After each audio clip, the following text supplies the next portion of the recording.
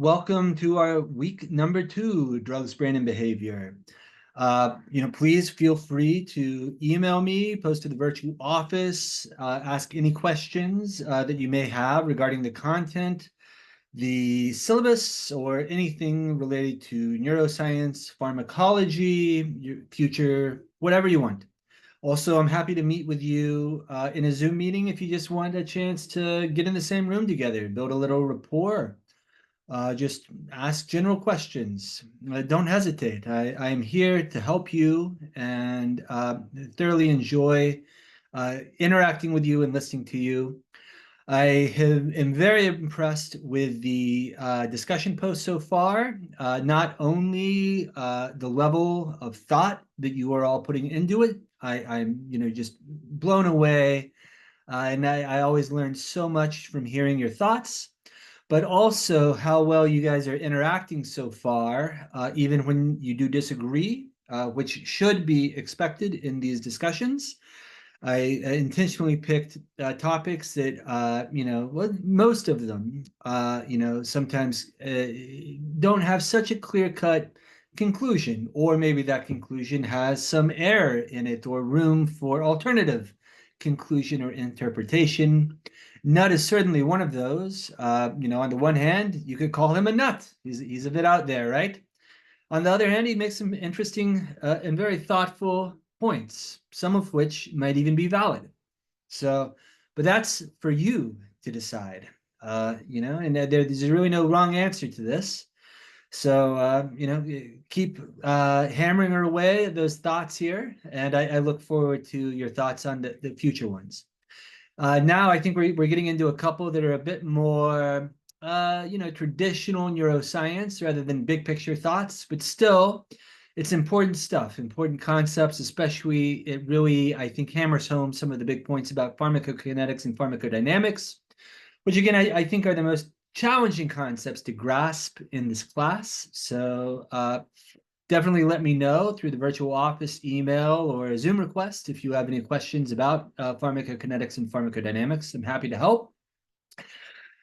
In part because I can't help myself. I love, trying to spark deep thought regarding drugs. I mean, really, I think that's sort of my point, my purpose here at this point. More than anything else, I would like to foster deep and critical thinking about very big topics related to drugs. So I'm going to leave you with a fun sort of thought question here. I'm going to leave the chat open in response to this announcement. Anybody can post thoughts to this announcement if they have questions or thoughts on what I'm about to say, or really anything else. But I would love to hear your thoughts on what's known as the stoned ape theory. In a nutshell, and I'll post a little link here. In a nutshell, the stoned ape theory posits that our higher order cognitive capacity might have been launched or brought out by our ancestors experimenting or dabbling with psychedelic drugs. Maybe higher levels of consciousness came out of experimentation with psychedelics. Personally, I'm a little skeptical of this theory. My biggest counter theory, but my biggest issue is there's basically no evidence to actually support this idea. It's a fun idea. It also sells books. It's a very popular theory. A lot of reason to get excited about it. But again, I don't even know that it's the most parsimonious explanation. And if you believe in Occam's razor, which you probably should, I think it's much more parsimonious that, when we adopted farming and agrarian practices, we moved away from being a hunter-gatherer.